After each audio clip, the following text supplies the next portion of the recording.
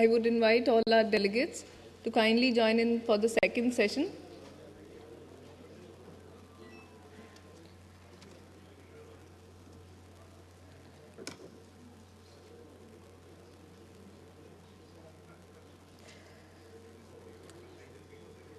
Our second session is on enabling eGov, eServices delivery. I'd like to invite the session panelists to the dais. Mr. Vikas Agarwal, Director KPMG, to kindly come to the dais.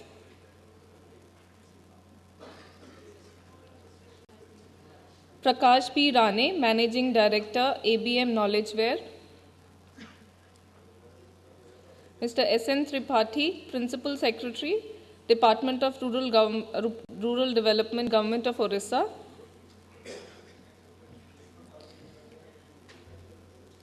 Mr. Dharmarajan Krishnan, Additional Director, Directorate General of Systems, Custom and Excise. Mr. A.K. Jain, Managing Director, Rajasthan Electronics and Instruments Limited. Mr. Hosam Raghev, Minister's Advisor and Executive Director, National Management Institute, Ministry of State for Administrative Reform, Egypt. Mr. Asad Uz Zaman, Consultant, Prime Minister's Office from Bangladesh.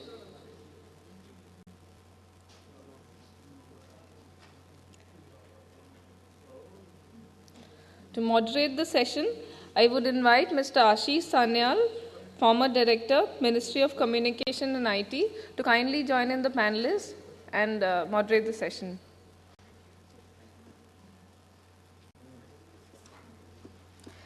I would hand over the session to Mr. Ashish Sanyal. Thank you and good morning to everybody. You see your program, I think there are some drops here. S.N. Tripathi. Vikas Agarwal has come. He has been shifted. Please, Vikas, please take a seat. And then our friend from Bangladesh, Asatud Jaman. So, as you see in your program, this is the second session panel, I would say, and this is for eServices delivery, enabling e-government. Just for opening remarks, I would request you to recall what Mr. Satyanarayana has told, and he tried to impress upon all of you that centricity of the e-governance could only have a meaning when there are services, effective services, efficient services, which is citizen-centric. To that extent, the difference between G2C, that 2 gets removed and it becomes G plus C.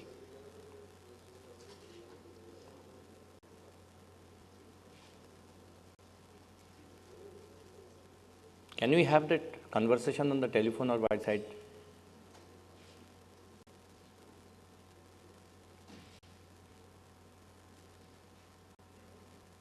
Thank you. Okay, so we have 5 panelists here, and as we see that Krishnan has got some meeting at 12 o'clock, so he requested that he can be put as the first speaker. Being a former colleague in DIT, so I will become biased, and I should allow myself to become biased and ask your permission for that.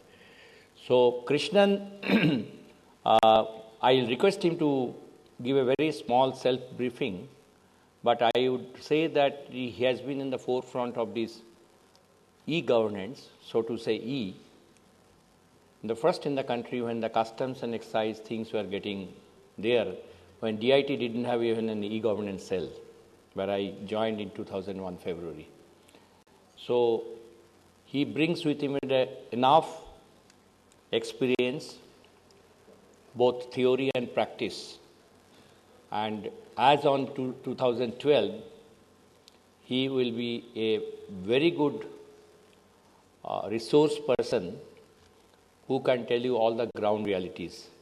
Unfortunately, I didn't know about his speaking topic, but I would expect that he will tell us about the eServices in his current assignment. I know he is in the general tax and he's in systems, so he deals with the real e-systems.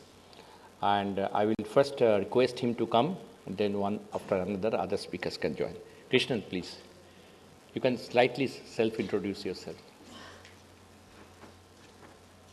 Thank you, Ashish. I was for 5 years roundabout with the Department of IT, and now I am handling the establishment of future systems and a company for the goods and services tax, which is expected to come across the country. When we talk about eGov service delivery here, I would like to go back to around 2006 or so, when actually the National E-Governance Plan, which Mr. Satyanarayana spoke about in the morning session, was formulated, and with about 26 mission mode projects then, which has now gone up to 31 projects. That was a time when really there was a need to articulate the requirement of e-governance, to emphasize that projects need to be conceptualized, to bring the focus on service delivery, to bring the focus on service levels, to bring a monitoring mechanism, then to put in place supporting infrastructure. That is, you set up common service centers, you put up data centers. Ashish Sanyal here was instrumental in putting a lot of those things in place, like the SWAN network and the CSCs. So a lot of stuff was done there at the back end to, one, make the awareness happen, work with individual ministries and departments to emphasize on service delivery, to change the whole paradigm of governance to one focused on delivering services, and also to create the support mechanisms at the back end to enable all of this to happen, like put up an infrastructure in the form of networks and all that, right? With the result, what has today happened is most of these projects which were identified, they have now got money. I mean, a lot of them have moved, they have got themselves sanctions, and that is no small affair. I mean, that's no mean deal. It takes a lot of effort in the government to go and get money for a project, and they have all got it for themselves. So why is it that today, with so many projects having money, raring to go across the country, why is it that we do not have all services delivered today through the network and through the front ends, electronic front ends and all that? Why is it that today, like CSCs are like so many theaters have been set up across the country, but why is it that no movies are showing? Why it is that it's not happening? So that is where we need to look at where is the gap in the service delivery that is happening. The gap is in execution. The point is, it's one thing to conceptualize, to go through PPTs, through concept documents, and a lot of consultants have been doing that over the past years, making people aware what is to be done. But going forward, making that how happen has been a big gap. And that is where, the need to put in new structures and mechanisms within the government at the back end to enable it, that is now to be the focus area. To me, that seems to be the biggest gap today. Today, the only way the government knows how to do IT systems is to get into long procurement processes. Every project takes about 6 months to 2 years or 3 years of procurements. And the whole effort is spent on something which actually delivers no value in the end. I know of projects which have spent just 3 years deciding whether to buy a Sun, HP or IBM, and any of these three would have done the job. Because there's nothing to do with the system. It is to do something entirely something different. But the whole focus, the effort is spent on that. You get the money, but then you don't know how to spend it. You get into a long process. And if you look at the scale of this, which has to be done across the government, if we look at municipalities being 1,000 municipalities across the country which are identified, Prakash here works in the state of Maharashtra. So if every municipality has to go into 5 tenders and do that, there just isn't capacity. There just isn't a way of scaling this up and rolling it out fast. Okay. That's one part of the problem. Second, where are the people to do it? You can all say, no, we need to do BPR and process reengineering and capacity building. There just aren't enough people out there to be able to do it. And government doesn't have the mechanism today to source them and then put them into projects. So this gap in execution is happening because these enabling systems, they are not built inside the government for doing large projects. They are built for doing many, many different things, but they have not yet been tailored for doing e-governance projects. So what is the kind of thing, what's our wish list towards the future? If any department tomorrow wants to do an IT project, it should be able to go to a single window, to a single person or one entity and say, please give me the infrastructure, plug and play directly on demand. Can you give me the manpower resources on demand to conceptualize, roll out, and manage? Can we do that? Then the person who is the mission leader there, who is the eGov champion, he is empowered. Then he starts working, doing the real work. Today, if a man really wants to start doing eGov service delivery, before he gets to the point where he starts delivery, it's about 2 or 3 years because he's battling the other systems to make this happen. So our idea is that can we create structures, systems, mechanisms to enable this to happen? So to start with, one of the things which we are doing is, which was announced in the, so this brings it to what I am now working on inside the government is, in the last budget, the finance minister had announced the creation of a company. He called it the National Information Utility to enable the goods and services tax to happen across the country.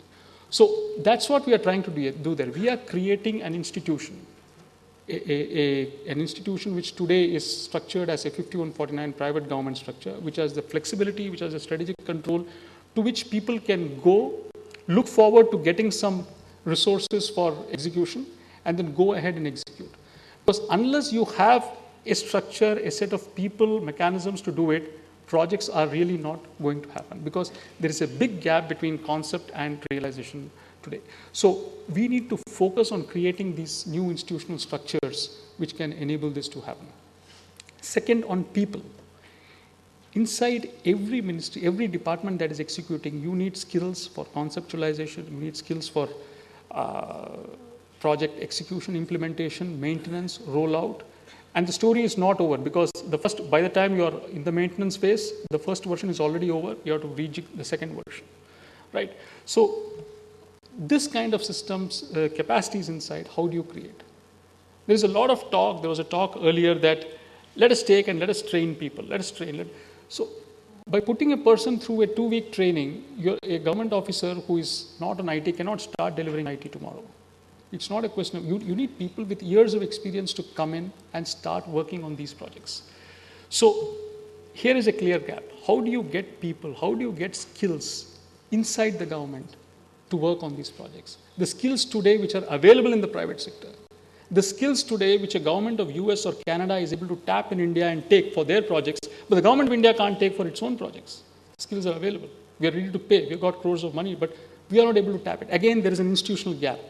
We don't have the mechanism to get in these key skills, which are today coming out of the top institutes of the country and say, why do you go and work for the private? Why don't you come and work? There's a great project in the government. Why don't you come and work? We are not able to say that because there's no structure to which they can plug. So if we create mechanisms to get in skills which work through these new institutions that we create and are able to be put in place to help achieve the goals that we set for e-governance, very little of this will happen.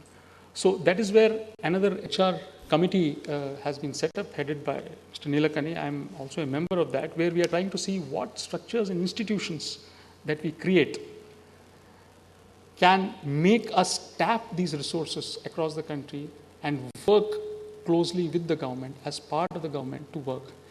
There is one thing is to outsource and work as a vendor. That is one model. That model is understood. But how do you get them inside to work as part of the government? To maybe write on files, to maybe move decisions. So we need these skills inside the government. So this is the second clear gap that we are plugging through an institutional mechanism. The third thing, which is actually linked to the first also, is trying to use new technologies like the cloud and things like that, where we are able to cut short this huge amount of time that is spent on procurements.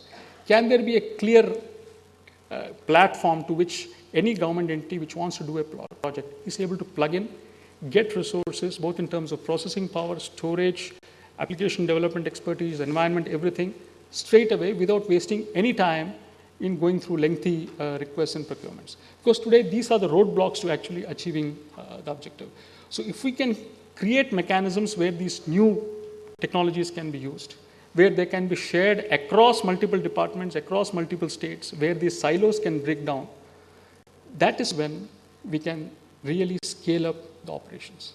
As an example, the kind of entity which we are trying to set up today inside the government is something that is collectively owned by the central and state governments.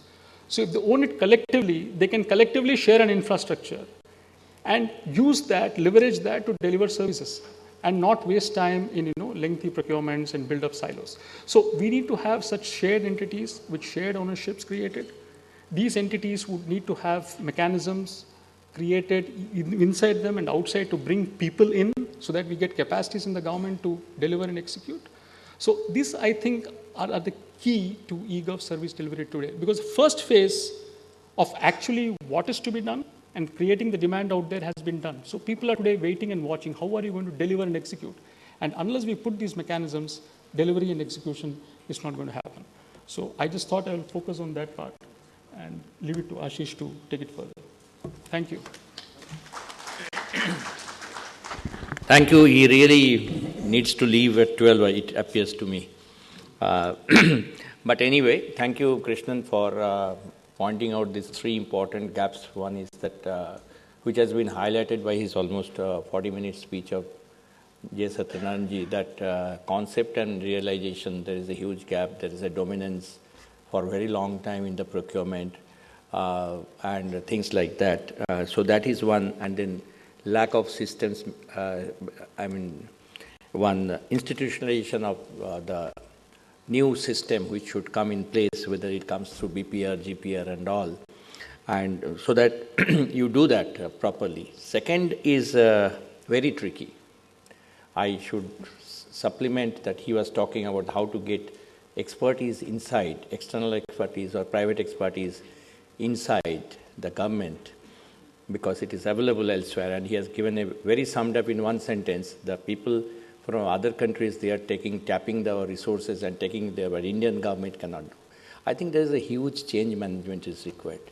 A government officer should have that generosity in his mind, who is having 1 lakh rupees per month salary, to give an external expert of 3 lakhs rupees per salary, which is lacking. Nobody signs a file. Huge problem, mental problem. And mental problems are not unsurmountable. That is what Jays has told, Satyanarayana has told. It has to be overcome. Because I have seen in my experience also that when there is a person to be approved, to be a member in the whole team from externals, and he wants a market salary, and market salary may be like that, it is very big hiccups in the files. A lot of unnecessary questions are asked. Things like that. So that is a tricky, Krishnan. Third one is also that new technology adoption, and the answer is lying in his second point. There is not much of capacity in the government which will understand, adopt the technology in the proper way. No doubt they will be very excited, like the private sector COs and CFOs and then information officers, CIOs, that IT expenditure will get cut down. And people will be excited in government also. Of course, there will be some people who raise the red card and yellow card, security, security, and security. So that is also will be there. But I think the force is so much, technology force is so much, that aaj nahi to kal, this will come. So thank you for these three important points here. And then as a moderator, I'm setting you free now. You can go. Okay. Unless somebody is having a question, I can, because he has to go. Anybody wants to ask any question to Dharmaraj and Krishnan? Anybody? I hope everybody understood and appreciated what you want to say. So I will now request Prakash to come and speak. I don't have anything here, but I can introduce him perhaps. Prakash Rane is from ABM Software. If you are in urban e-governance area, then you will know him, because that Kalyan Dombivli, that municipal corporation, has been declared winner in many of the contests in this country. award winning for best municipal. Then later, I think Bangalore also you have done something, Bangalore and all. So they have got a very, very proven, tested software, which they have implemented many places. I will request him to first 1 or 2 minutes to spend on that. And then he will give you an highlight how the urban thing which Mr. Sudhir Krishna has told, urban services. So if you have a mix of Mr. Satyanarayana and Sudhir Krishna's speech, then you will, some answers will be given by Prakash Rane.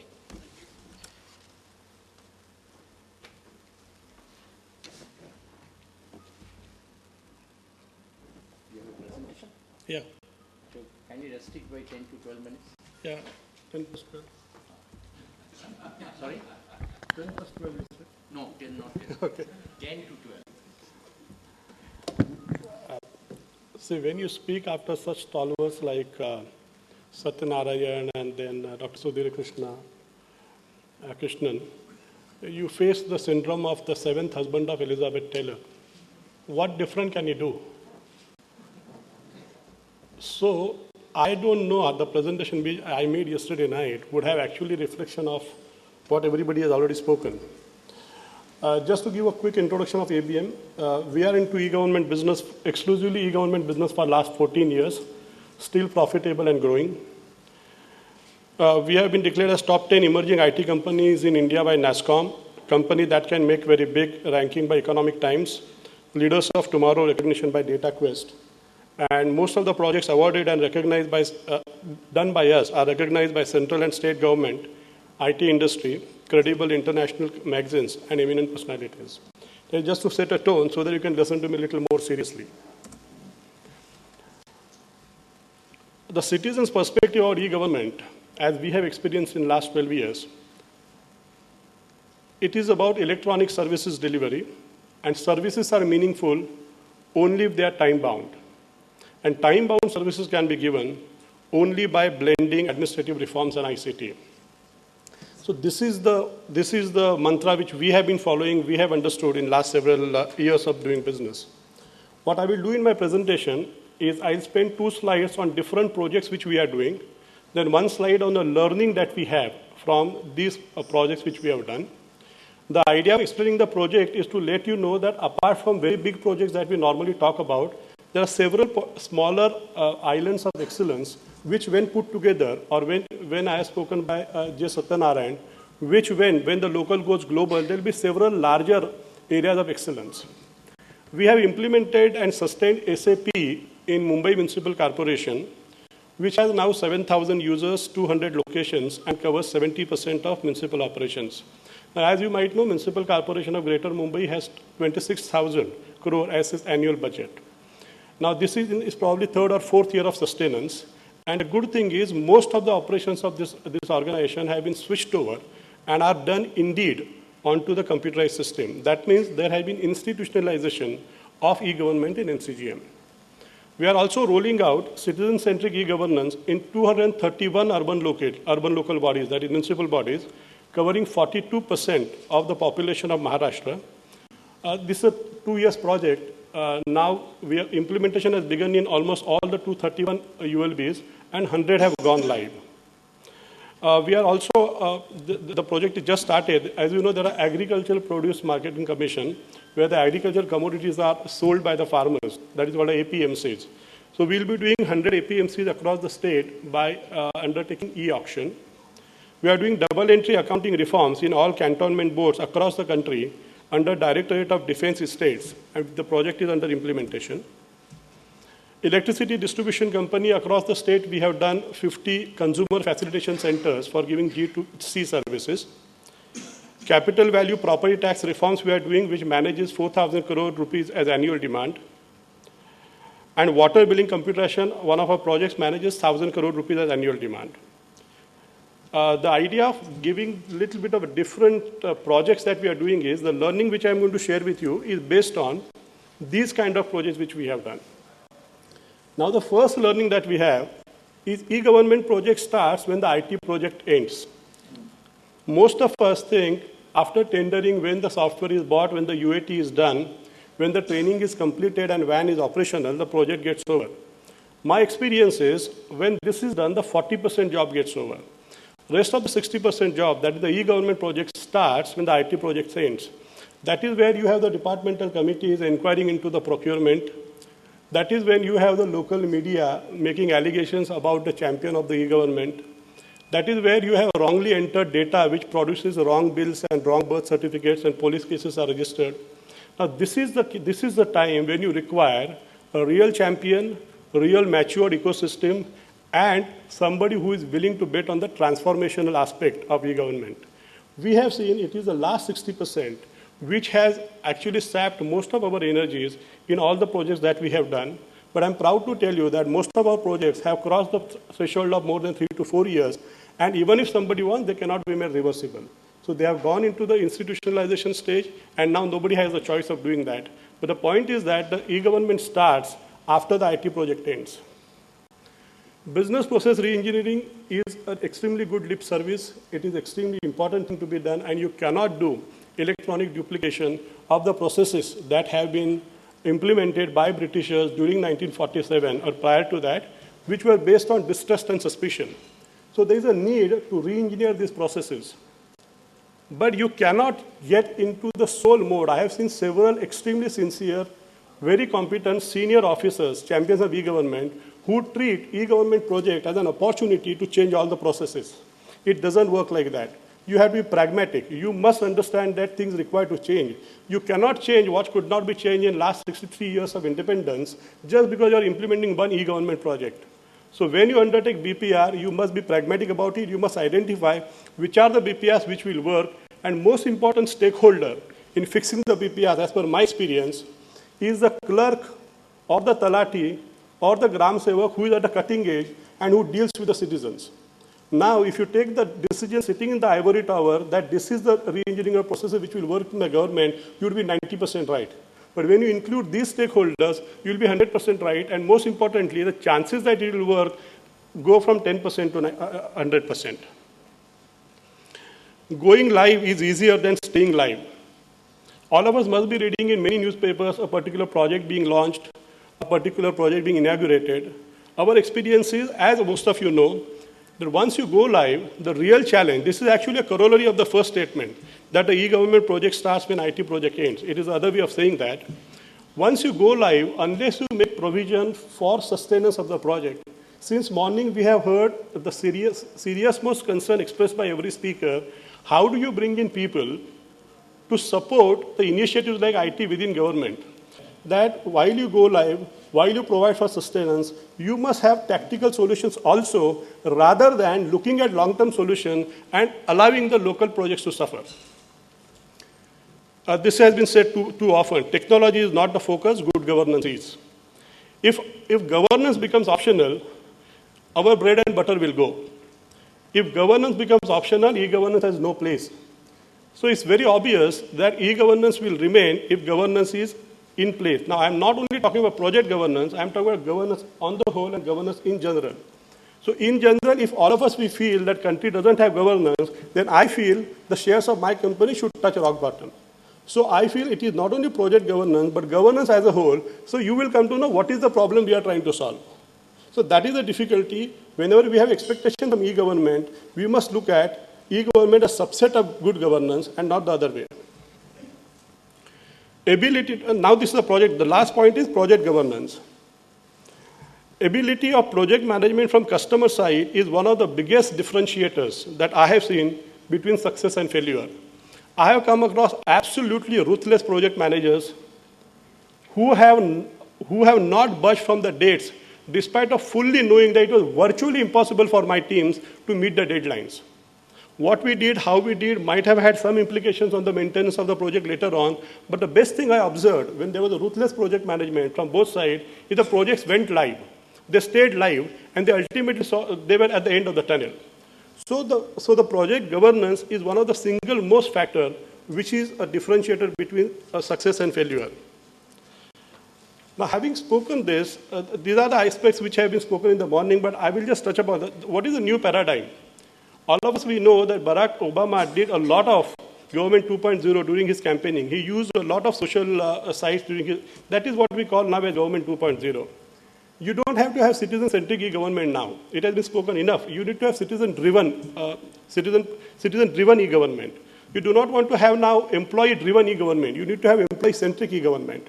So the government 2.0 is an inevitable, as spoken by one of the, probably the UNDP, Ms. Nelson. The African countries have advantage because they have started their e-governance using mobile.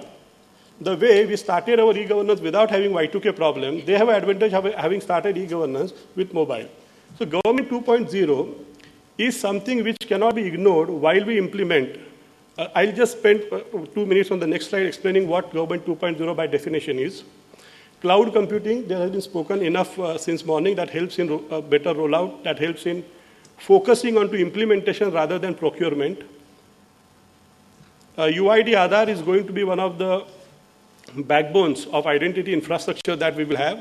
And once we have identity infrastructure in place, the bank account number, the identity, the Aadhaar number, and your mobile number. Now these three things put together can create almost a non-clonable identity, and which can be used in e-government in a much larger manner than the way we are using it.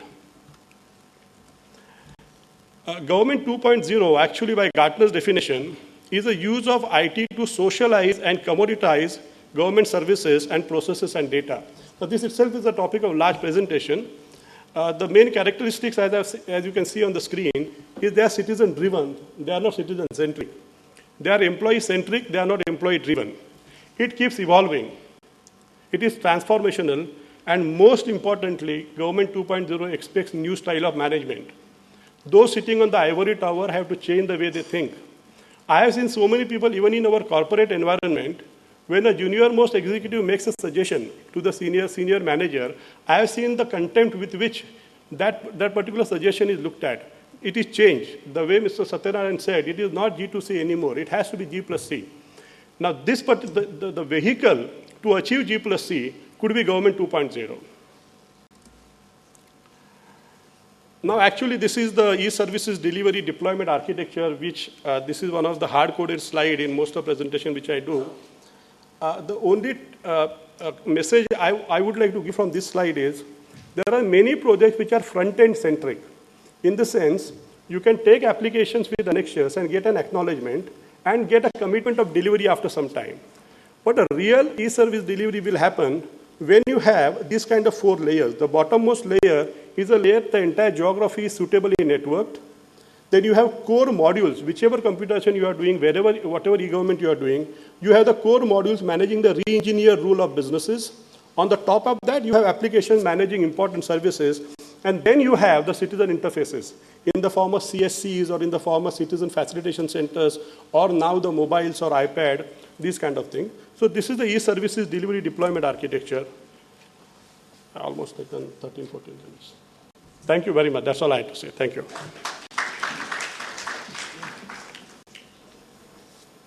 It has been always a very pleasurable experience to listen to Prakash Rane. I have been listening to him for the last 6-7 years.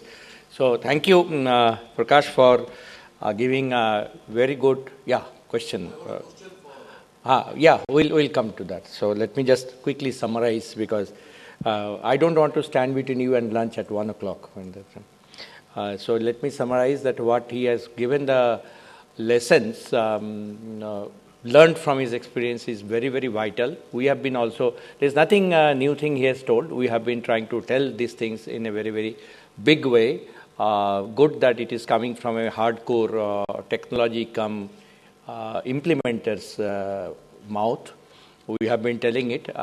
So this is very important. Only thing that Government 2.0, the way we are seeing, only 2 or 3 cases have been cited by Mr. Satyanarayan, that Delhi police, if you recall his lecture, and social media and all. And already some consultation paper is in DIT's website, the framework for how to use the social media and the government. And I think he talked about the policy also. That means, I guess that there will be formed a policy which will come out soon. So that is very important. And cloud, etc., there are also debates inside. The people who are in the DIT team of SDC, State Data Center, they are already engaged in discussions how they can go to SDC 2.0 and basic pillar of this SDC 2.0 state data center will be cloud-based. So they want to go and graduate these 2, 3, 4 terabytes SDC into the cloud so that they don't have to invest more, and investment, whatever has been done, is protected. Good. Thank you, Prakash. We'll have a question now or at the end. Or now we can have the question. I have some time, yes. Hello. So, please identify yourself. I know you. Sir, but I'm S.K. Panda, State Informatics Officer, NIC Odisha. Sir, I fully agree with you. You have been doing an excellent job in Mumbai Municipal Corporation. But we have been talking of e-governance, good government and all that. Municipal corporations, urban local bodies, they are all elected bodies. There is a political component is very much involved there. When we talk of a success, a failure of e-governance projects, good government and all. Sir, don't you agree with me that a political commitment is very much required for sustenance as well as for starting, initiating and making it a successful e-governance project? And how to get into that? Brief us, please. Just make it up.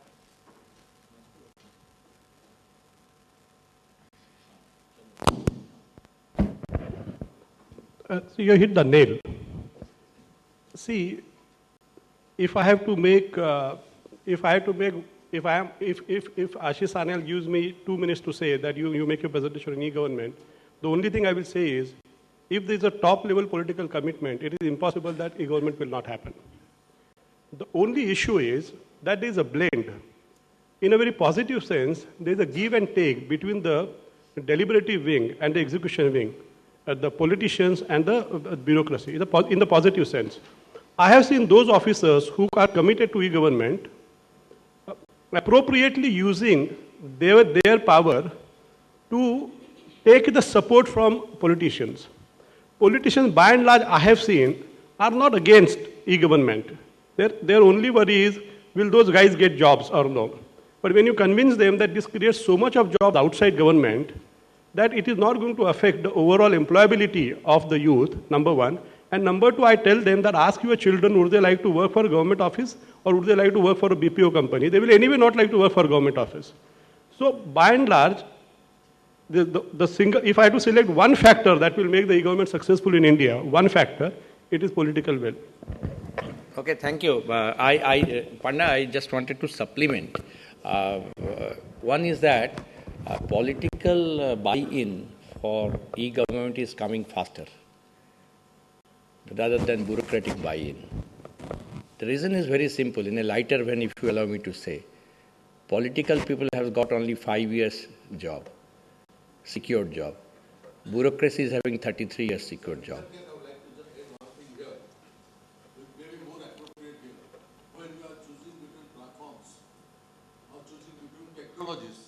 When we are choosing between technologies or various platforms, if that time the assistance of a technocrat is not really taken into consideration, the project will suffer in the long run.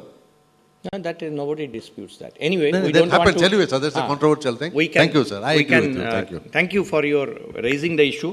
We can go to the next speaker. We have A.K. Jain. He is MD in the Rajasthan Electronics and Instruments Limited, REIL. Sir, Mr. Jain, sir, you can introduce yourself and then how REIL is doing in this area. Unfortunately, I was not passed on to all the CVs or brief bios. I'm handicapped in that.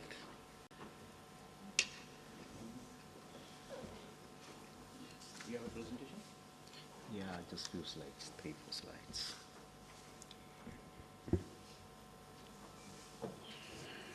Good afternoon. I'm thankful to Mr. Ashish. He has not limited the time to me. So I can speak as long as I want, but I'll not do that. I know that if I speak more, then yes, I cannot reach you probably. So I'll limit in 15 minutes is okay? Yeah, 15 minutes. So nice of you. I'm Managing Director, Rajasthan Electronics and Instruments Limited, and it's a mini Ratna PSU of Government of India and the Department of Heavy Industry. This organization was set up 31 years before, and since then we are dividend-paying and profit-making company. So a very rare scenario in case of PSU. So I strongly say that if any government organization do the things in a systematic manner with pure goals, taking government with them, taking people with them, there's no reason why even government cannot do business. We are into electronics, renewable energy, and information technology. We are dedicated to development and deployment of those technologies which helps people in improving their economy. As I told you, we have rural as a mission. We have a presence through our electronics and information technology and renewable energy solutions in more than 1.5 lakh villages in last 31 years. We have been awarded many times at national level. Recently, we have got Best PSU of 2012 award by Bureaucracy Today.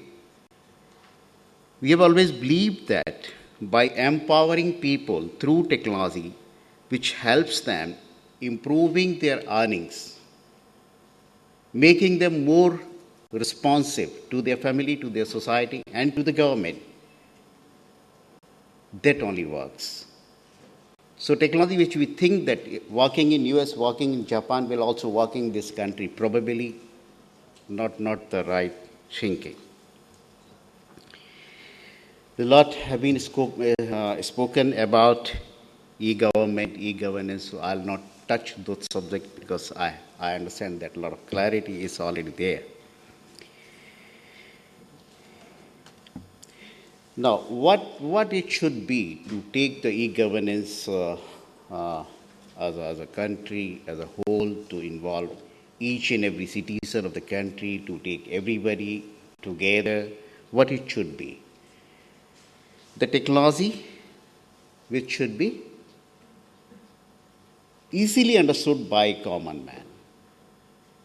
That means only the operation part of it. So it should be user-friendly. It should be simple in operation. Because we should never forget the person who is sitting in rural area or who is operating these devices, he is not very literate. He is a literate person. So he'll do whatever you say to him. The second thing is the affordability. The solution should be affordable. That's very important.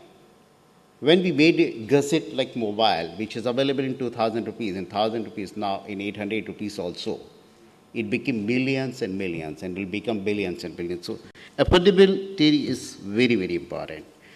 The technology and affordability, if there's a gap, who supports? Government. So let's not forget the government's role in bringing a governance in the society, in the country, in the districts, in the state.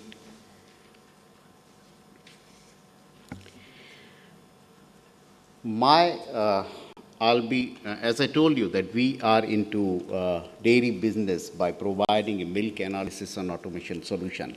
When we introduced the first electronic milk tester in year 1982, that set the quality of the milk, and just the electronic fat testing was, then electronic weighing was added, and the data processing, all those things were added. Then computer was added. So this I'm talking of the technology, how the technology was used to improve the milk business in the country. And now this technology has already reached to such a stage where, yes, you can even know now how much milk is available where. Right? So that kind of this, I'm just talking of the industry, how industry and technology and people, how they can work together in a systematic manner. I'll just share with you one initiative which we have recently taken. That is the government to government. We have worked recently we are executing one project. You would have heard that Narega and Mahanarega, there's a lot of opportunities are available to the industry. And there's an initiative by Government of India, the electricity bill, the banking, the agri-related information, even the milk-related information, the post office, all the activities which can happen or can be thought of will be made available at the Gram Panchayat level. So that's a dream of government. So the dream reached to us also, and we responded to this dream. We found that there's a critical gap. The building is being constructed. Everybody is being talked about. Connectivity is being ensured. But where's the power? So we told, we shared, and we strongly pushed hard that from where the power will come.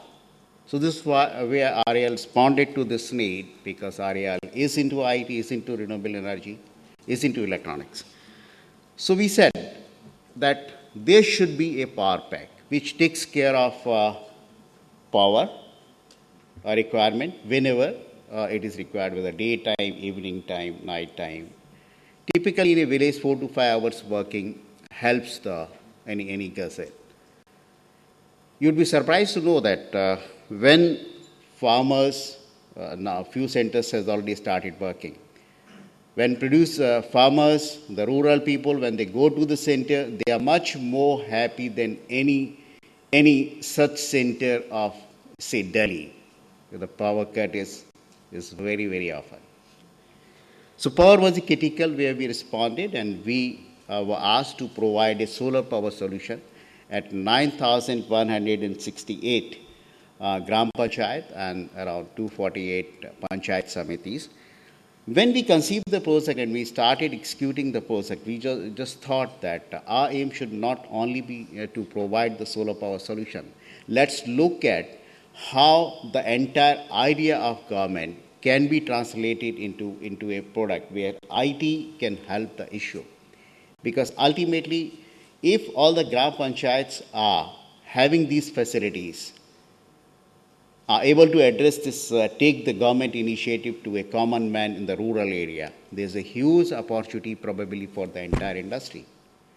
So we thought out of box instead of restricting ourselves to the solar power solution. So I'll just share with you what we did really.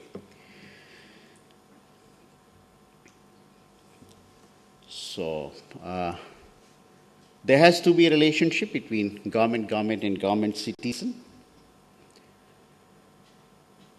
As I told you that our initial job was only to provide a solar power solution.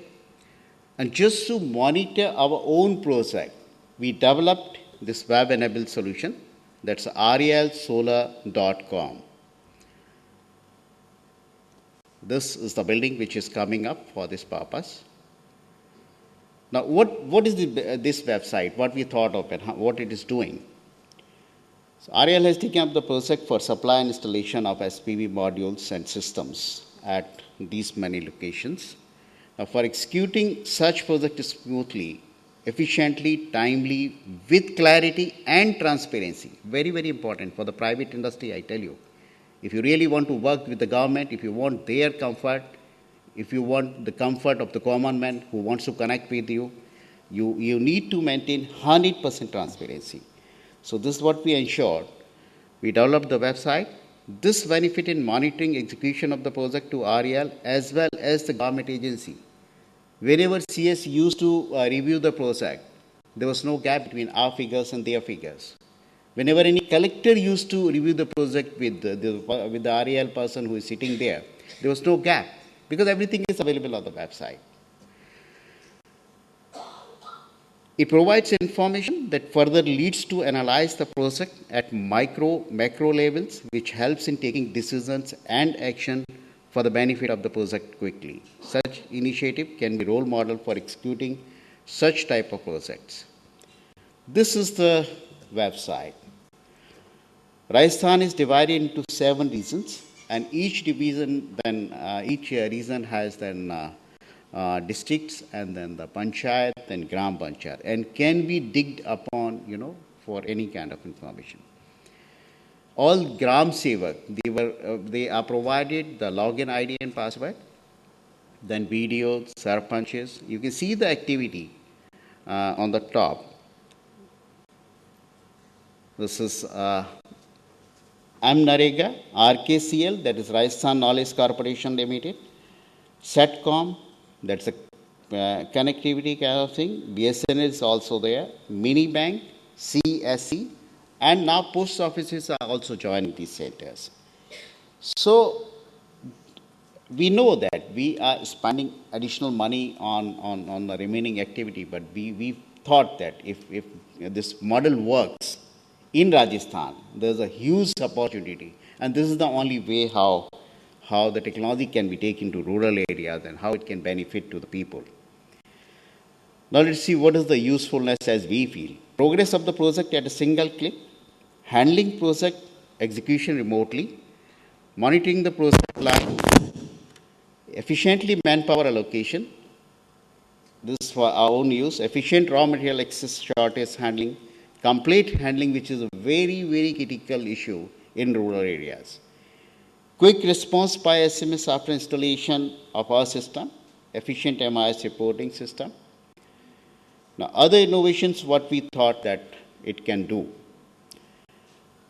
These are being set up with the aim of providing IT-enabled services information at the village level, online monitoring of the project without physical movement, event-based status updates on activity progress through web-based emails and SMS alerts to predefined users like secretary, panchayati raj, district collector, block development officers, etc. The roles were defined, and BDOs were supposed to do the login ID. The system is so powerful, even by sitting here, I can see that how much power is being generated in any village or in any gram panchayat, and how much is being used. If it is not being used, that means there is no bug. हो सकता है कि that gram panchayat was not open even for days together. So just by monitoring the energy, I can even come to know that what kind of work is being done, whether anybody is working or not, whether it is being used or not. So see, these were the factors we included. Monitoring of these things we included, but the system which we supplied, there's a critical device like power conditioning unit. Now that's the core, the heart of our solar power generating system. That talks to the people. You can talk to that PCU from anywhere through this website. That provides everything. Generation of efficient MIS reporting system, the transparent system of implementation and monitoring of the project. This all information is available on the web, giving current status. Web-based generation of bills, verification of payment, realization, ensure fair and transparent system of handling commercials. This I am touching because there's a lot of issues always when you work with government. When you make the things transparent, what Sarpanch is supposed to do, what BDO is supposed to do, what collector is supposed to do. So then things have to move. This is how we PSUs are handling big projects.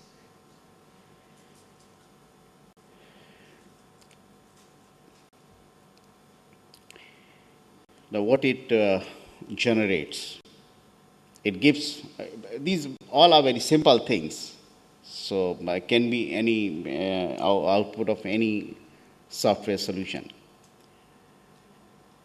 Online generation and uploadation of various documents, like online reports with export feature in Word, Excel, so anybody can use the data for analyzing his own area, the efficiency of the work or the government initiative in that particular area. Yes, one can also monitor this RKCL, CSC, eMitra, Mini Bank, such activities.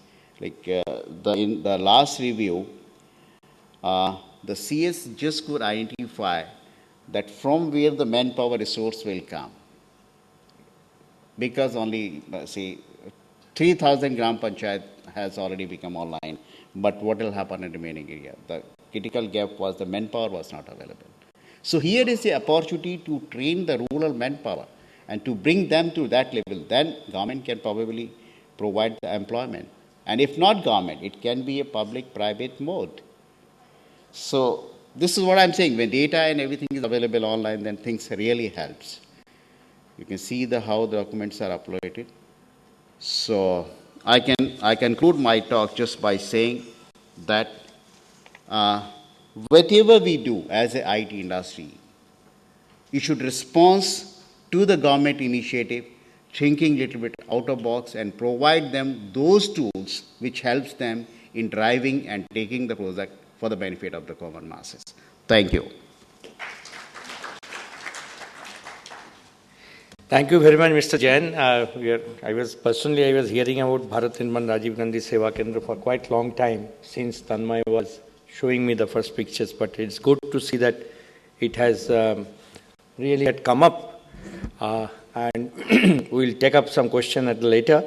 In the meantime, we are joined by Mr. Anil Srivastav, and he has moved up in the value chain. He was in the next session, but now he is available for his presentation in this session. Now I will request Vikas Agarwal. He is director in the KPMG. KPMG, as you know, one of the big four, important four. And he has a very long career in hardware and software, project management, etc. In fact, he was in CMC, I think, more than 12 years, 14 years. Then a long career in PwC also. I had the privilege of working with him. He was my lead consultant and in charge of the SWAN group, which helped in SWAN implementation. So I request Vikas to now give his presentation, maybe 15 minutes.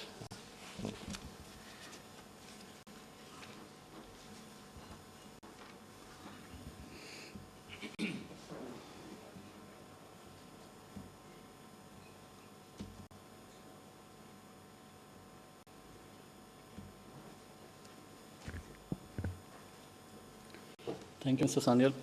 Thank you so much for the long introduction and the kind words. Before I start, I must say privilege was mine to work with you and not the other way around. Good afternoon, ladies and gentlemen. I'm Vikas. I work with KPMG's government advisory practice. At KPMG, we have been working with government of India, we've been working with state governments, and we've been working with governments around the world on the matters concerning citizen service delivery. So while Krishnan raised some relevant questions, he provided some answers. I would like to add some questions to that. I would like to provide some answers, and I would like to go behind the curtains on what actually ails us as a country. Why aren't we able to provide the kind of service delivery we actually want to provide?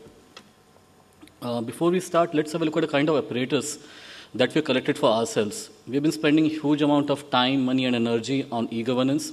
So today, the e-governance budget exceeds more than 30,000 crore, the kind of expenditure which has been done. We have more than 500 agencies around the country at central level, state level, sub-state level, who are bearing this flag for e-governance. And when I say 500 agencies, I'm not including private sector in this. I'm just talking about the state agencies at departmental level, sub-departmental level, municipal levels, or panchayat levels, or whatever. We have 27 MMPs, and we were supposed to have 1 lakh CSCs, which were supposed to help us in providing these services through e-delivery means. Our budget spend is increasing day by day, year by year. We are allocating huge money towards e-governance. And still, we have citizens in line, even today, not citizens online. The target was citizens online, not in line, not in queue. But I think we are still a bit far away from there. Some services have come online. Some services are being delivered using e-means. Some services are being requisitioned using e-means. But overall, our report card doesn't look that good. The reason being, we have so far not done a transformation the way we look at service delivery. The kind of orientation we have within government and even outside government towards service, I think is still a bit lacking as far as the developed world is concerned. Let's not blame the government alone on that. When we call up our Airtel call center, when we call up our Vodafone call center, the kind of service delivery we get, even for information, is pathetic going by normal standards of services. So as a country, as a nation, as a society, probably service orientation is yet to fully settle in. We have been trying to talk about that. We have been trying to infuse that into our system, but we still got a long way to go. The idea was empowerment of citizens, but that is yet to happen. Idea was participation of citizens in governance. We have made some progress on that, but we are still far away from what we thought we were going to be. We wanted to save time and money for ourselves, but so far I don't think we have saved too much time and too much money for ourselves. Rather, we have been investing a lot of time and money into e-governance initiatives, and the outcome till date is probably slow and gradual. Maybe one day we'll reach where we wanted to, but today we are still far away from there. The different phases for e-service delivery or e-delivery services, as we all know, starts from basic information of web to fully interacted, seamless, fully integrated service delivery. So there are some intermediate steps like dynamic website, interactive website, transactions, and then fully interactive, fully integrated, wherein I as a citizen should be able to log into a portal, and then from there, in terms of the lifestyle services, the way it's called, right from birth to death, I should be able to pinpoint over there. I shouldn't be required to go to 20 different websites or 20 different departments, and then going there, I have to go to 20 different sub-departments in each of those departments. That's not e-service delivery the way it should be. Let's have a look at what's happening around the world. I'm not so sure whether fonts are visible or not. In purple are the countries, around 94 countries. This is a study conducted by the UN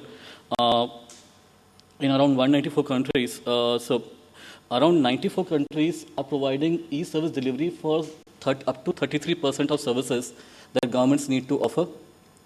If you look at green, 77 countries are providing up to 66% services using e-means, and there are 22 countries in the world which have gone beyond 67%. And I don't think we need to put a price on guessing where we stand. Definitely very clearly in the purple. We are still in that 0 to 33% range. UN has not clearly mentioned a figure against India. I don't know the reason, but probably I don't think we would have even 15 to 20% services online today. If you look at Europe, there's a very interesting characteristic which emerges out. While the countries in European Union are geared up to provide services using e-means, citizens are not lapping that up. So a contrast. So on one side, we have governments who are struggling to provide services online. On the other side, we have governments who have provided services online, but citizens are not willing to do it online. And there are multiple factors for that. The first factor, primemost factor, which emerges out is that probably even to go and avail service in a physical form is not very difficult over there. So there's not much incentive to go on e-service unless you want to avail some service remotely. Second is the ease of use. And third is the cost of that. So probably some kind of paradigm shift is there. Coming to expectations that citizens have in terms of e-service deliveries and the kind of imperatives it imposes on us as so-called eGov intelligentsia, that what we need to do. When a citizen looks for a service delivery, he wants a standardized service delivery. He doesn't want I have to go to 15 different websites with 15 different colors, 15 different navigation styles, 15 different level of services. He wants a standardized service delivery across for all his needs, at least for some of his needs. Ease of accessing services from home, from office, from CSC, from any kiosk, wherever, 24/7. Multiple service delivery channel. It's not that I want to avail it only from my laptop. If I don't have my laptop, can I go to a CSC? If there is no CSC, can I do it on my mobile? So these are basic prerequisites of expectations that citizens have today. That when we talk about e-delivery, it should have multiple mechanisms, it should have multiple channels, and I should be able to choose my channel myself. Now, what imperatives does it impose on government? The first and foremost, re-engineering. Re-engineering does not mean bringing about a massive change in what we are doing. It's just about some gradual change, removing some bottlenecks wherever they exist. As Prakash rightly said, if we think e-governance, re-engineering is about changing the way we have been functioning for the last 100 years or 50 years, no. It can't happen in the next 6 months or 12 months of our project duration. It's about bringing those small changes which actually are impediment in service delivery and then going about doing this service delivery. Second is we need to very clearly define who will own what, who will be held responsible for what. In case the delivery is not happening, who is responsible, who will be penalized, who will be accountable, who will be accountable for accuracy of data, who will be accountable for accuracy of records. And of course, institutionalized capacity building is required because while we have examples wherein some individuals by way of their grit and determination were able to do something, but was that grit and determination good enough to sustain the initiative? The challenges that typically happen in e-service delivery are one-stop solution requirement of a citizen transcending departmental boundaries. As I said, citizens in advanced economies today don't hop from website to website. They just log into the government website and they start navigating from there onwards, and services are there at the click of the mouse. Second is citizen-centered design and approach.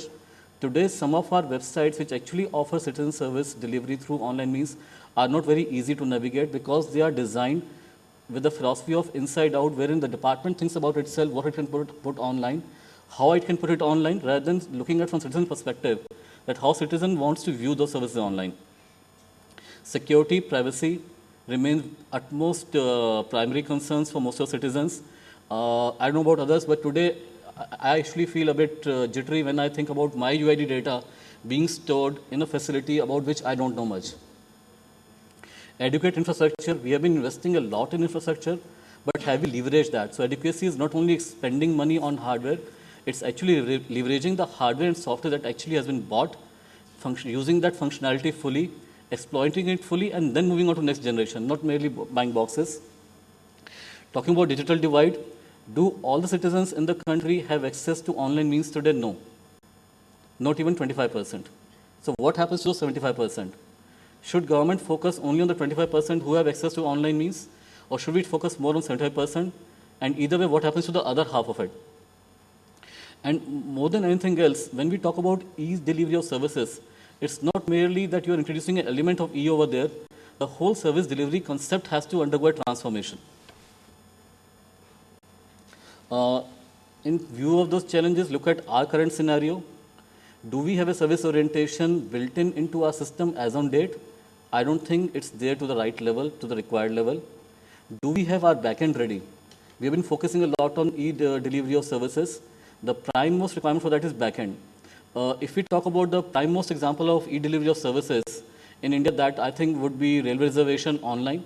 In some countries, it may not fall into e-governance, but in India, railway being a government subject and being a very, very important subject to the extent we have Ministry of Railways over there. So let's look at railway reservation. You can go online, reserve your tickets, cancel tickets, pay money, get a refund of money. But look at the time railways took to bring it to that stage. They started investing into their backend and IT 25 years back.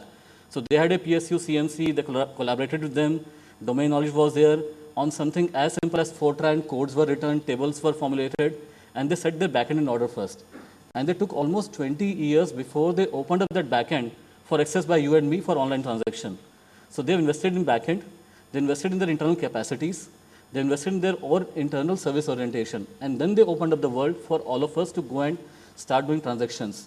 So maybe we don't need those 20 years in today's scenario, but definitely we do need those 20 months or 20 weeks to first invest into our backend, to first put our processes right, to first train our people internally, that once we start automating things, when we start doing some kind of re-engineering, how their responsibilities would change, how their roles would change, and what kind of demand would come onto them from citizens. Very, very important. At the same time, we need to talk about citizen capacities also. Citizen capacity would range from bringing awareness about what's happening, what all is available, and how to actually use that. I'm sure there's still so many services which not many of us are aware of. Despite being in the domain of e-governance for almost 8 years now, every second week or third week, I discover a new service on the net, on some government department website. So awareness has to be there and the capacity to use. Digital divide needs to be taken care of. CSCs, which were envisaged as a concept to overcome the limitation of digital divide for the people who don't have online access or who don't have capacity to go online in terms of literacy or knowledge. CSCs was supposed to bridge that gap, but have CSCs bridged those gaps actually? Are CSCs actually providing G2C services, or have they merely become a photocopy center or a telephone bill paying center or a railway reservation center? A step forward by government in terms of enforcing, in terms of encouraging departments across central and state governments into going into an e-delivery service mode is electronic service delivery bill. The bill says all the government departments within a year of within a span of 5 years from the notification of the act have to bring all services online, but for the services which cannot be brought online. In some cases, 3 years relaxation is there, so some departments can take 8 years for some services, but not all. And a penalty is envisaged in case a department fails to live up to that promise. But what we need over there is, we have lots of acts in the country, we have lots of legislation in the country, but what applies there applies here also. Once the act is there, we need to check, is the act actually carrying any meaning? Is it actually being enforced? Is someone monitoring that? Is someone actually checking, are things moving in the direction they're supposed to move? I'll skip on this in the interest of the time. Certain key prerequisites before I end, when we talk about e-delivery of services. First of all, awareness and literacy. So users for whom these portals are meant, users for whom this backend is being prepared, users for whom all this money is being spent, actually need to be aware of what all is available to them, how and where, and they should be having at least that much level of literacy, either to access services on a laptop or computer or through a CSC or on their mobile. Mobile is a great medium today. There's no reason why we can't offer some services. Let's talk about disaster management. The hardware is there. If in coastal areas we distribute handsets having a red beacon on the handset, or a key which can start flashing red when there's a disaster, the signal is just leave this place. So that can actually be done. The point is, are we applying ourselves to it? Or are we just saying, since people are having there's a digital divide existing among us, since everyone is not literate, so we can't go to everyone? Second, feedback mechanism. Having put these systems in place, having put these services in place, are we actually checking how well these services are delivering? What are the bottlenecks citizens are facing? Is the speed an issue? Is service delivery only a glamorized layer for service requisitioning, wherein I send in my request, but the process still takes as much time as it was taking? Is there a tracking happening on my request? We need to talk about that. Data needs to be available after cleansing and based on some business standards. We can't just dump data from manual records to computerized records. That will not carry any meaning. We would need to do some policy and legal level changes, because when we talk about e-delivery of services, certain documents which today require a physical stamp or seal would need to be done away with. We need to introduce more and more mechanisms to do away with those things. We need to build in adequate training and capacity building in our organizations, because as systems change, and as we introduce new models of services, our people will need to be aware of those model of services. We will need to have adequate infrastructure. As I said, probably we are spending a lot on infrastructure, but adequacy has got nothing to do with availability. Adequacy is more about leveraging what we have bought, what we have spent money on. We need to be continuously checking on what is usable, what is non-usable.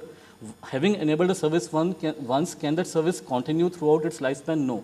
We need to introduce some changes in those services as and when changes are required. We would need to effectively manage the information behind those services and in front of those services. And we need to ensure efficiency, transparency, and reliability of the services.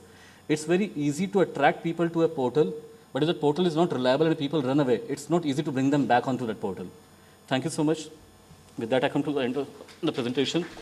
Any questions, I'll be happy to answer that. Thank you, Vikas. Personally, I'm very happy on 3 counts on this presentation.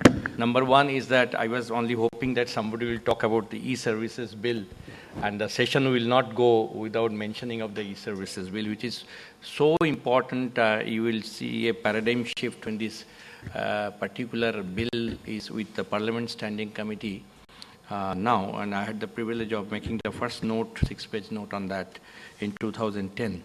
It moves very slowly in the government, so now it is in the Parliament Standing Committee, and let us hope that in monsoon session it will be listed and it will be passed through.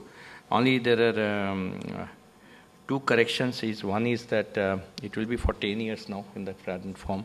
There are 2 phases have been envisaged.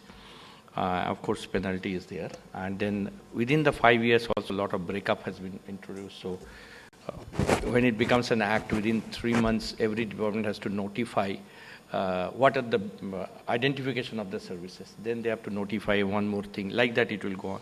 Those are details. Second count is that it was truly what you expect from a consulting organization, the presentation. So you get the global picture. You get a third thing is a very personal note. You spoke really slowly in the microphone. I always teased you that you speak very fast. Thank you for keeping the time also. I will now request Mr. Hossam Raghve. He has come all the way from Egypt. Question will be taken up later, because I think the questions are getting into debates, and I'm not allowed that much of time by the organizer. We'll see after 1 o'clock, after 1:15, because Anil ji has also come. And he has, I understand he has got a very interesting topic to deliver. So I will request you, sir, to slightly self-introduction, because I didn't have the privilege of your bio. Okay, thank you. Well, good afternoon. Far afternoon, not yet. I'm very happy to be with you now.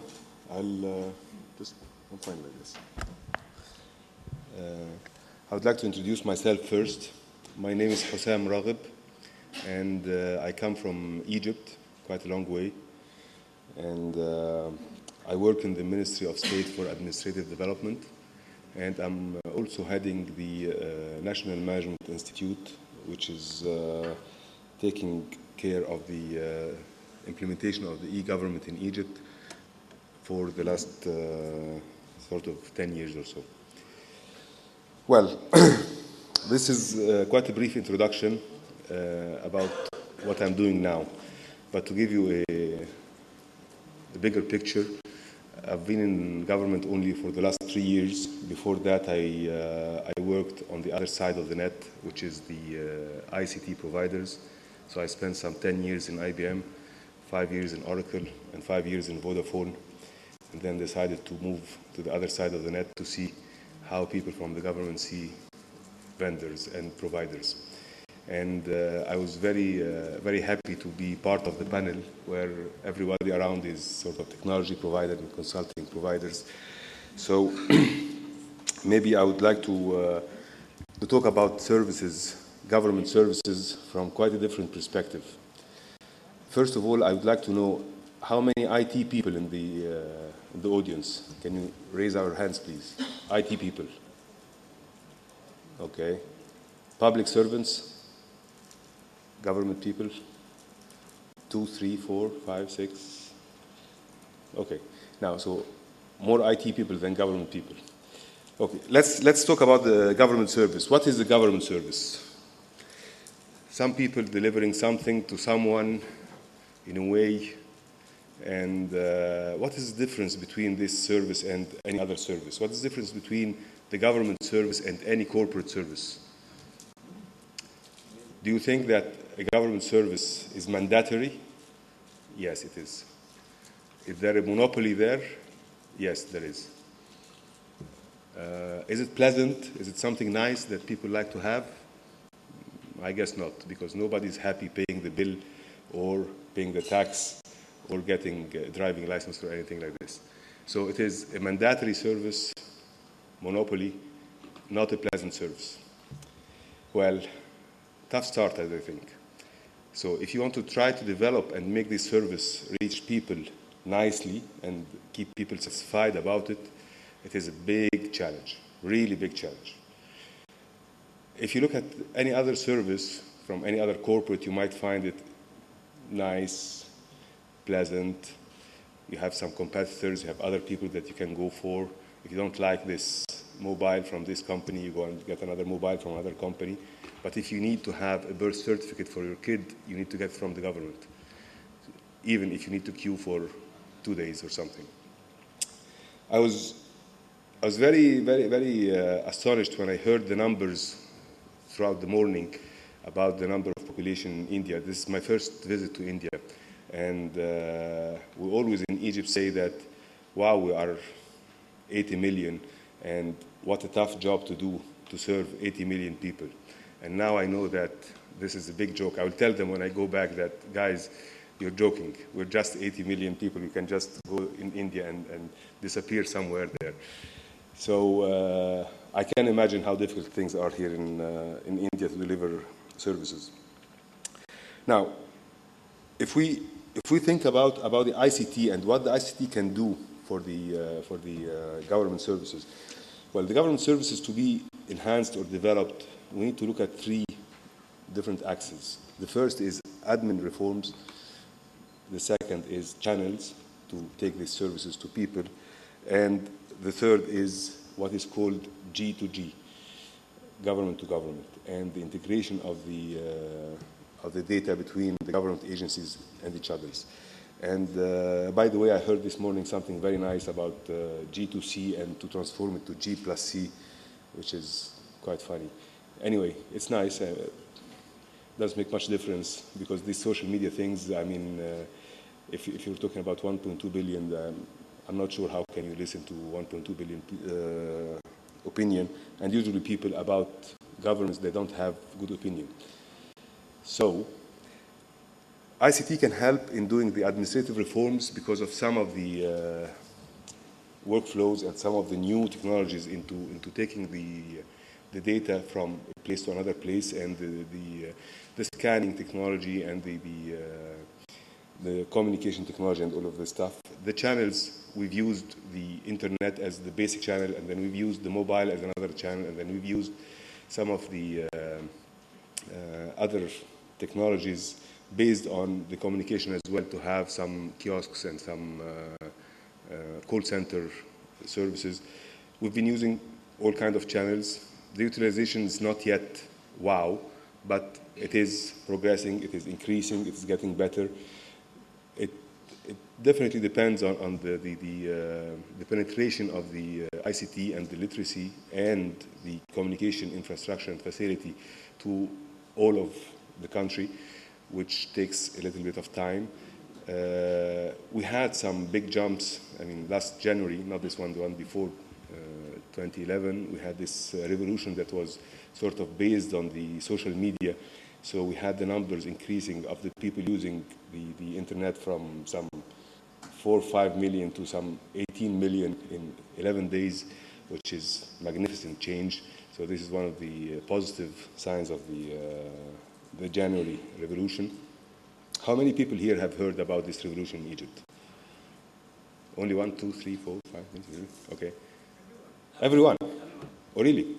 Okay, now tomorrow we'll have elections, and this is another form of the e-government services, because we have made the biggest IT project, I think, before I see India, so I mean, the biggest IT project in our region, which we have manipulated something like 50 million record for voters and distributed that over electoral votes places with some 14,000 judges and giving the information to every voter around the internet and the mobile and the call center. So we had something like 20 million inquiry in some 3-4 days. I know that these numbers might sound too small for you guys. So when I say these numbers anywhere else, people are like, wow, 20 million inquiry. But I mean, if you guys are 1.2 billion, so what? Our voting centers are in millions, for your information. Excuse me? Voting centers are in millions. Millions. Okay, so we have some 14,000 voting center, and we believe that this is the biggest number that anyone have heard of, but that possibly is in our region. And the benefit of going around the world is to understand that sometimes our scale is much smaller than we think. Anyway, so we had so many successes in Egypt, and we have so many e-government success and lots of awards by UN and by so many other organizations. Still, we can say that to be really realistic and pragmatic here, there are tons of projects that have been done. Some of them were very big success. Some of them were just spending some money and giving it to IT providers. And maybe it's about time to do what our colleague from KPMG said about evaluation and seeing what went wrong and trying to put it right and go on forward. It takes a lot of effort, a lot of objectivity to try to deliver the service, as I explained to you at the very beginning, that the service is not something that people like. And I think, like Egypt, like any place in the world, usually people don't like government. This is nature of human being. I am from government, but I mean, when I am a person who is getting a service from the government, I feel like these guys are too slow. I mean, why they're asking for all this money to get this service and all this stuff? So usually people are not happy with the kind of service that they're getting from the government. It's not the type of thing that people would feel grateful after. We had a lot of services that were enhanced, making less cost on people, something like 20% to 60% reduction in cost to get the service in the last couple of years. But again, during the revolution, nobody remembered that some services were enhanced. People remembered that they were not happy with the government. This is the nature of things. This is how things are. And you have to accept it like this. There are some kind of services that you deliver it well, then people are, okay, fine. You don't deliver it, then it's a big disaster. People are always questioning the cost that they are going to pay, the time that they're going to wait to get the service, and the quality of the service. Now, the fact here that the infrastructure and the back office processes are not only in Egypt, I mean in any government around the world, is quite old. And the changes in these steps to delivering the service from the back office side needs a lot of study and a lot of changes. And the problem with governments, it is very difficult to change, and we don't really see some of the big four, as were mentioned, that have the patience and the,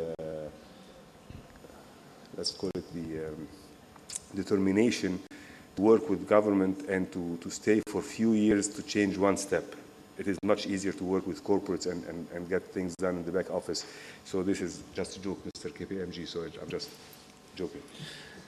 So most consulting firms would prefer to deliver their consulting services to multinational firms and commercial corporates rather than government, which takes ages to make some little change in one of the steps in the back office.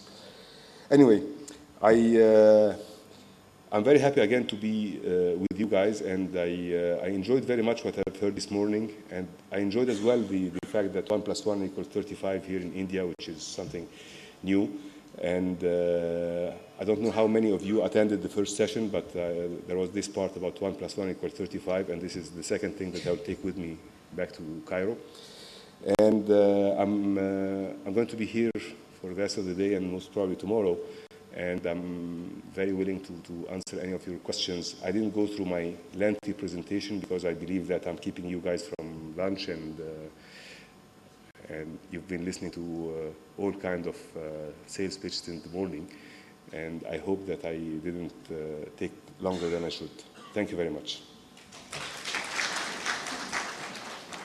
The definition, and you must have been already flabbergasted with the numbers we deal here, like 250,000 elected local bodies in the village level. That's the panchayat we call. So 638,000 villages like that. Those are mind-boggling figures, other than 1,200 million. So electorate, 500,000, 0.75 million of voting centers, which is close to million. So like that. Okay, I have the privilege to request now Anil Srivastavji. He is a joint secretary in the Department of Civil Aviation, but I believe he is CMD of the Pawan Hans helicopters also now. Okay. And then he is also the joint DG also and the CMD. And I believe he has got a very interesting thing to present before you. Please come. You can have enough time, unless they boo you out. Good afternoon, everybody. Yeah, I think I'll stand for about 3 to 5 minutes between you and your lunch. And I was listening to some of the presentations, the learned people who are making the presentations here. I was asked that I should speak something on the cyber security and some related topic which is supposed to be in the next session after lunch. But I thought it's better to speak before lunch than after lunch. Don't you agree with me?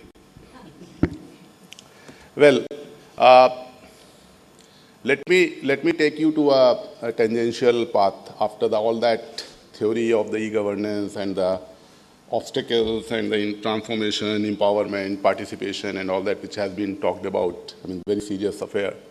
Uh, let me take you from here to something which is reasonably unusual. You will not be listening about it. And what I'm speaking is not, I mean, I'm in the government. I work with the government, and my experience starts from 1986 when Madhya Pradesh government was negotiating with CMC for the computerization of their land records. 1986, let me tell you, that time, not even sufficient PCs were there. A spreadsheet had just been introduced in 1980s or something like that. So that time, I was negotiating on behalf of the Madhya Pradesh government for the computerization of land records. And unfortunately, today in 2012, can anybody say that we have good amount of computerization of land records in any of the states with reasonable GPS systems and the data? It's not there.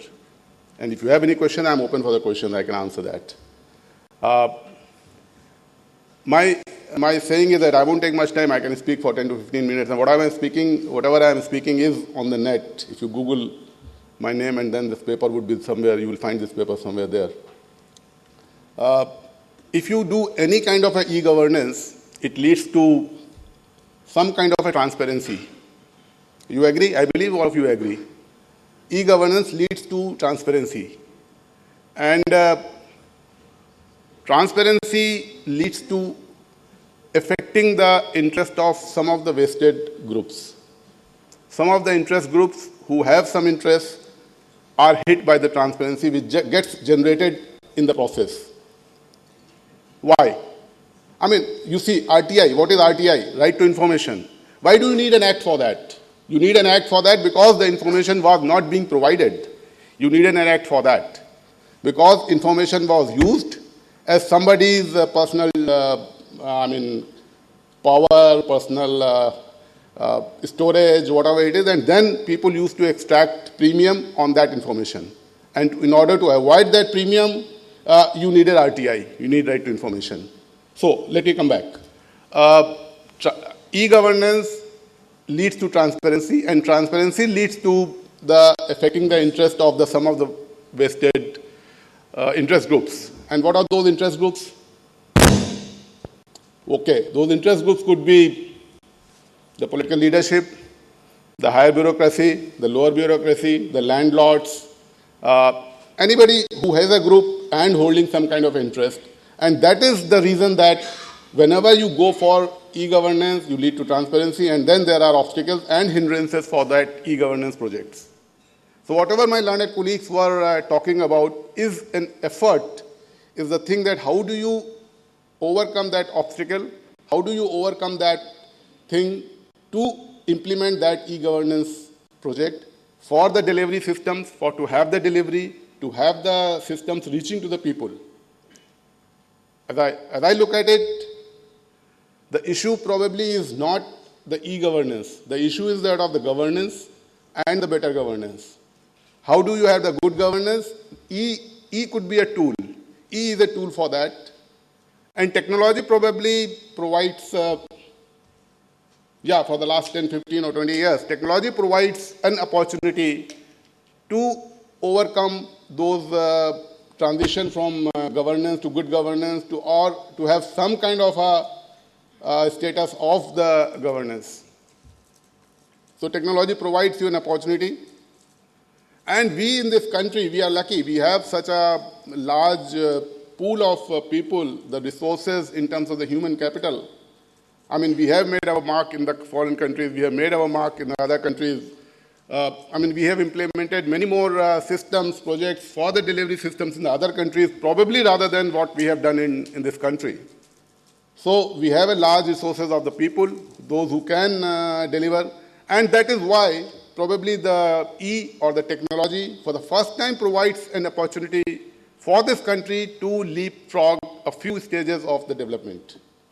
We missed on the industrial revolution, we missed on a whole lot of things, and the background of being a colonial country, with all that background, I say that we have a great opportunity for the delivery system, for the delivery of the mechanisms through this e-governance, and then how do we overcome those interest groups or those hindrances to deliver the things. I have many projects which I did implement in the state of Madhya Pradesh, being there in the Department of IT, in the Electronics Corporation and different various positions, Secretary Finance and all. We connected 263 treasuries of Madhya Pradesh through the VSAT because optical fiber was not had not reached at that point of time, so we went for VSATs and small things to connect all the treasuries and sub-treasuries, which is probably one of the best implementation of the treasuries and online clearance of government transactions. One could deposit the government dues also on the treasuries, which was in 2006 when we inaugurated it in Madhya Pradesh, was the best project as far as. But then the success of that project was because the most of it was G2G. When it comes to G2C, government to citizen, then again the problems do arise. I did another project. I mean, I'm just quoting the example, you can find it. There's a child record information system where you have I implemented it as a divisional commissioner of Jabalpur division, which had 8 districts and a population of about 1 crore in that division. Now, you have a system in which as soon as a pregnancy is socially declared, you have it on the net. The Anganwadi worker or the health worker enters it on the net, and then with a very simple kind of a software developed by the NIC, one could generate all the flags as to when this lady should be given the iron tablets and when inoculations, what kind of things, and then the expected date of delivery, so that, I mean, you can have an ambulance somewhere in the village, or you can also tie up with a institutional delivery and the things. So it was a live system. One could see it on the net. It was on the net, and one could see that in which village, on what date, how many deliveries are expected, and which lady would go to which hospital, and where from the ambulance will come. Now, this was a project which was a kind of a pilot project in 2007, implemented successfully. I won a couple of national awards on that, e-governance awards and all that, blah, blah, and then some international presentations I made on that. But then, this project is not yet implemented fully, even in the state of Madhya Pradesh. So these are some of the observations. I think I should not stand anymore.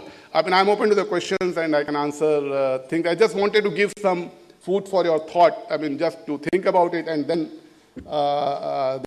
try to analyze. There's, on the one side, there's a good amount of theories, good amount of things that how to implement a e-governance project, how to make it successful. On the other hand, I have given you a few examples and a little bit of theory, even if the e-governance projects, which I talked very well about in this country, but I don't know to what extent they lead to the transparency and to what extent they really meet the benchmarks or the parameters which they should meet. Even I would question the railway reservation system also. Thank you very much.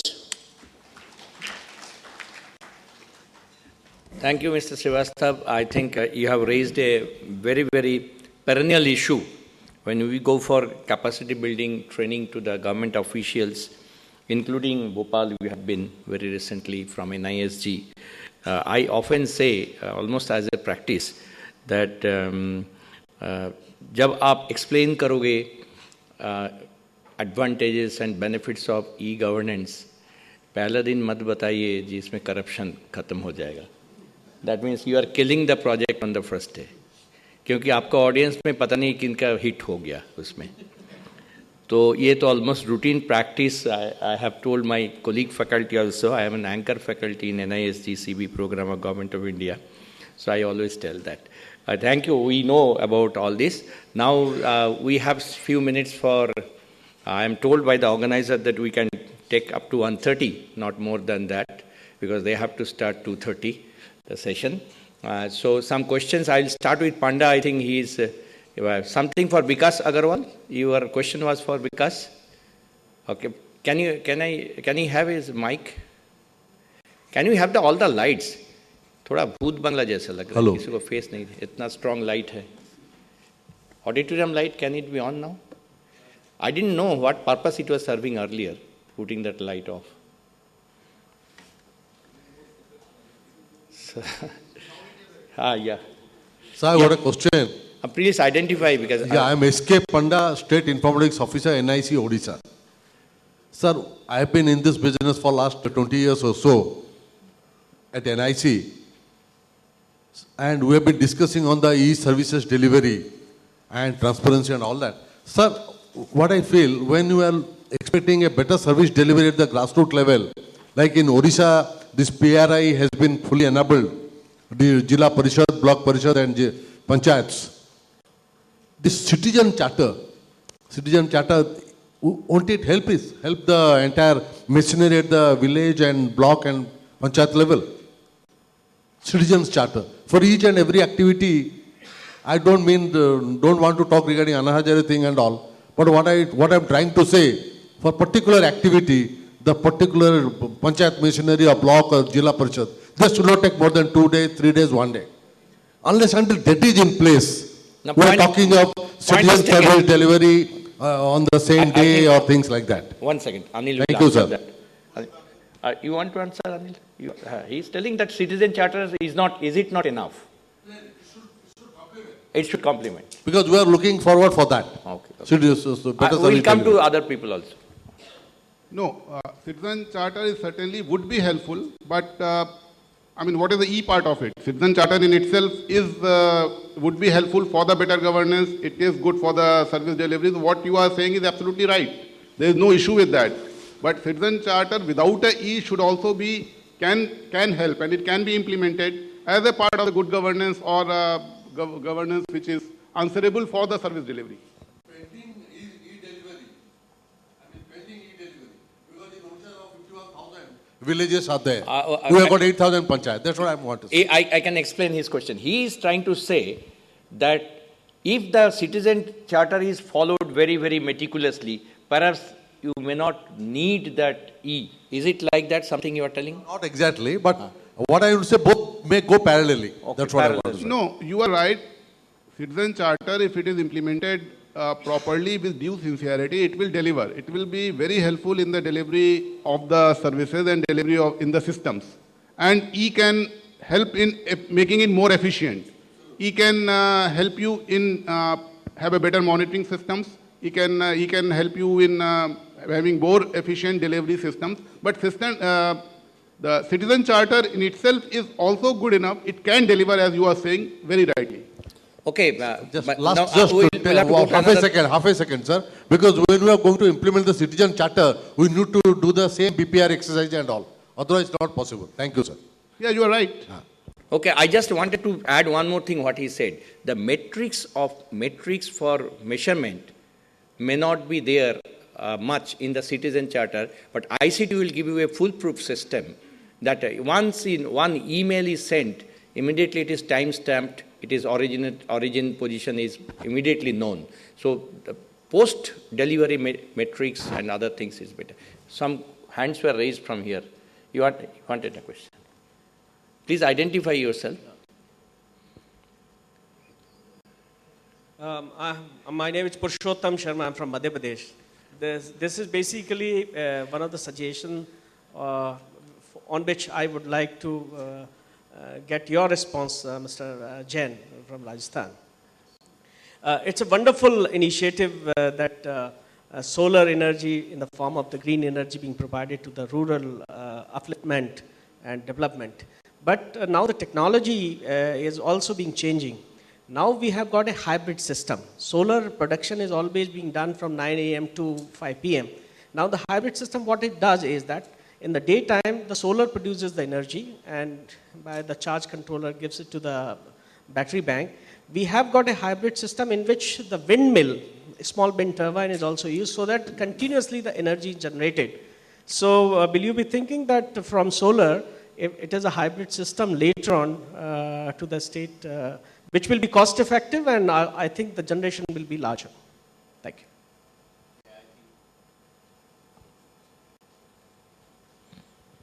Yeah, what you say is right. We have designed one hybrid system also 4 years before, And what we could see is the minimum energy need should be fulfilled by the photovoltaic. And you can have a buffer from wind. Because wind mein to ye hai, chali to chali, nahi to nahi chali. But in case of solar, you have at least the minimum sun across the country. So it's still the more reliable solar photovoltaic. But yes, hybrid has a lot of scope, and we are also experimenting those. Okay, any other question? Hello. Please raise your hand. Yeah. Please identify and focus one of the panelists. This is Amarjit Singh Tanda, IT Manager from Labour Bureau, Ministry of Labour, Chandigarh. My question is to MD Pawan Hans. You said e-governance leads to transparency, and transparency leads to unwillingness or kisi group ko naraz karna. Okay. So according to you, is there any remedy or solution so that our e-governance project don't fail and it succeeds? How can we make these groups happy or like that? I think you got the answer with the murmurs in the crowd.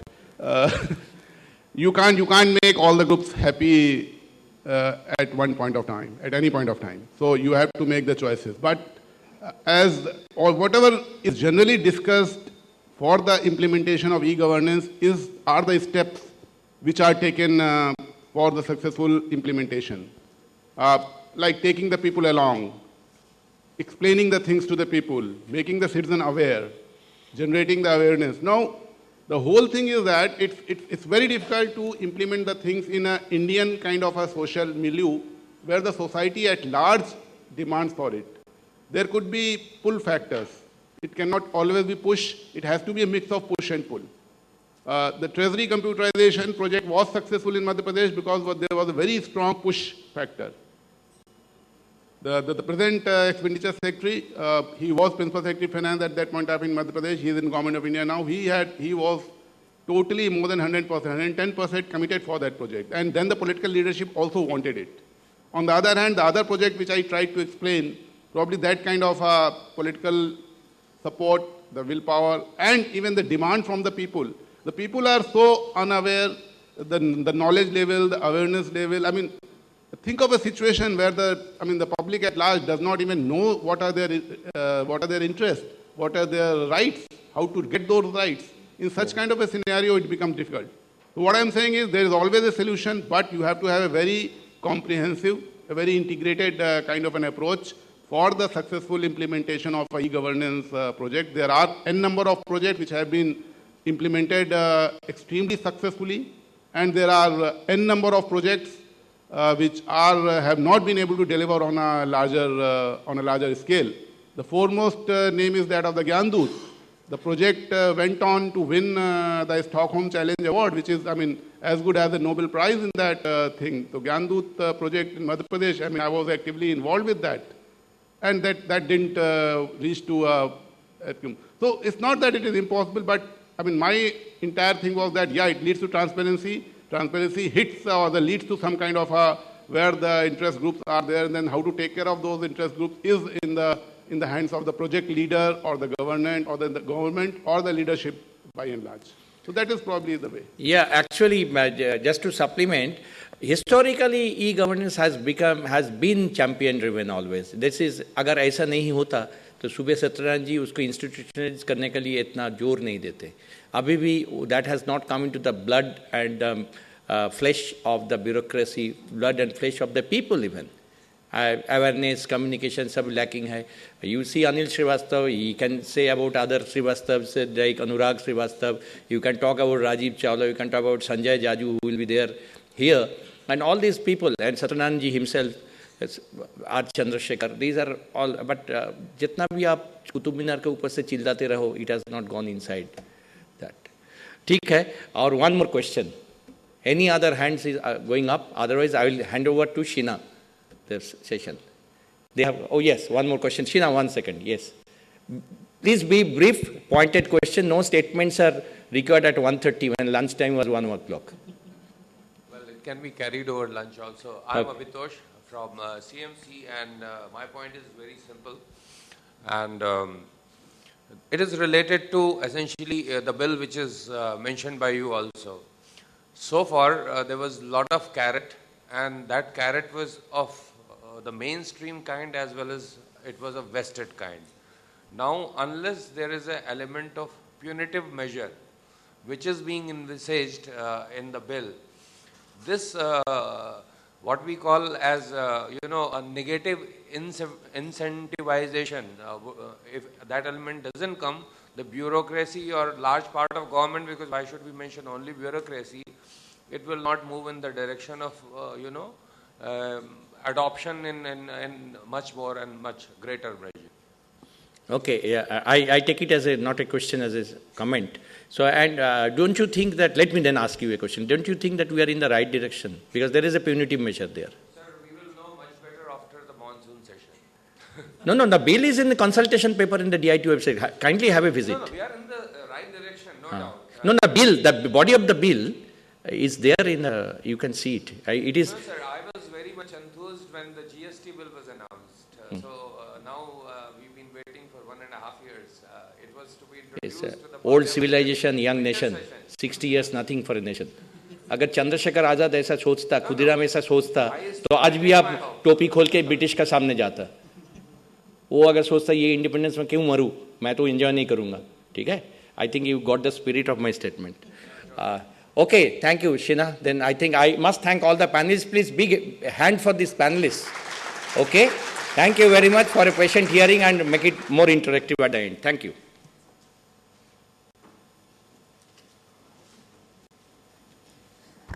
Thank you, sir, for a wonderful interactive session.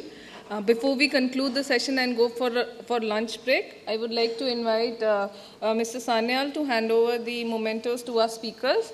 That is a pleasant job. Please, yeah. That's a very pleasant job. नाम तो बताओ. Yes, Mr. Vikas Agarwal, Director KPMG, Asad Uzzaman, Consultant, Prime Minister's Office, Bangladesh. Yeah, I'm so sorry. Yes, sir.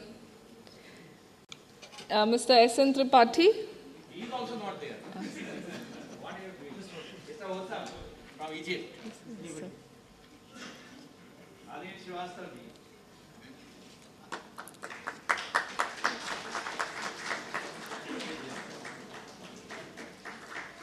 Thank you, sir.